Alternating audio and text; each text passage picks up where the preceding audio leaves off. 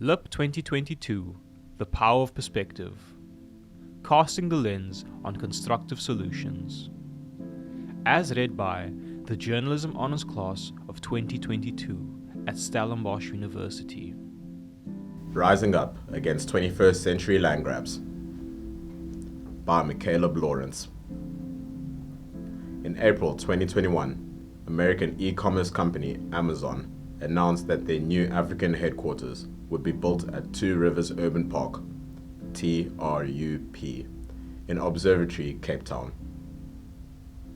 This land, however, is a sacred heritage site, according to Bradley van Sitters, Khoi activist and a member of the Lesbian Action Campaign, LAC. This organization was established in 2021 to protect TRUP against the proposed development of the River Club. The site of the proposed developments is at the confluence of the Black and Lesbian rivers, which make up TRUP, and which is owned by the Lesbian Leisure Properties Trust, LLPT. TRUP is sacred land, which symbolically holds the resistance of the indigenous Khoi people against the Dutch settlers, van Sitters told LIP. Resistance against the commercialization of the area began in November 2021 when LAC was formed by the Goringai Kona Khoi Traditional Indigenous Council, GKKTIC, and Observatory Civic Association, OCA, along with other organizations to protect the heritage and spiritual significance of the area, van Sitters explained. There were not any consultations with the First Nations peoples groups.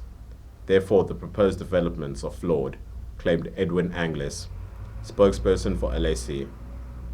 We contested the legalities, as many of the processes of development rights were not followed by both the River Club and the City of Cape Town, claimed Anglis. Commercialization continues. There is a pattern of businesses commercializing land with heritage significance without proper consultation with the community, Anglis claimed.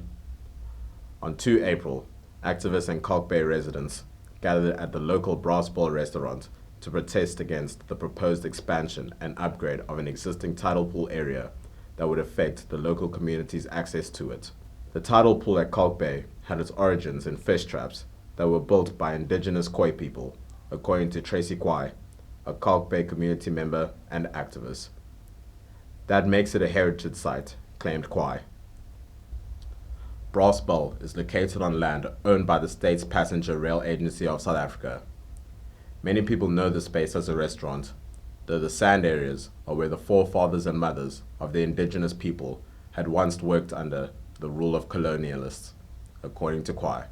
LIP reached out to the owner of Brass Bowl, Tony White, who communicated through email correspondence that he thought the media would have more pressing social issues to investigate than a wooden platform on a sandpit. Since his response to LIP, White has halted his expansion of the sandpit at Brass Bowl, according to Kwai. The city was not aware of the construction work and was only informed of this on Tuesday, 29 March 2022, said Eddie Andrews, City of Cape Town Deputy Mayor and Mayoral Committee Member for Spatial Planning and Environment. City of Cape Town immediately conducted a site visit when it was informed and stopped the construction work at Brass Bowl on Wednesday, 30 March 2022, Andrews added. Inclusion of consultation. There should be consultation with the community and LAC for both ecological and heritage reasons regarding the development at TRUP, said Anglis. The Western Cape High Court granted OCA and GKKTIC an interim interdict on 18 March, preventing the construction of Amazon's regional headquarters.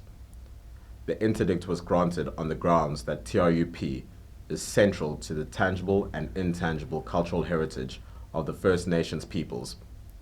This is according to page 77 of the High Court's review, ordered by Deputy Judge President Goliath. In response to media inquiries from LIP, the developers, LLPT, provided a 19 April press statement by James Tannenberger, LLPT trustee and spokesperson. LLPT appealed the interim interdict and maintains that the proposed developments will aid in job creation and rehabilitate TRUP, according to the press statement. For Faith Pochenpoel, Kalk Bay community activist and a sixth generation fisher, the issue, however, is that the City of Cape Town has not implemented enough safeguards to avoid the commercialization of such public amenities. For example, although the Memorandum of Understanding was provided, it expired in 2020, and Brass Bowl used that as a loophole for the expansion of public amenities without the consultation of the public it affects, said Pochenpoel. This is a developing story. You can read the full text of LIP 2022, The Power of Perspective, on www.multimedia.org.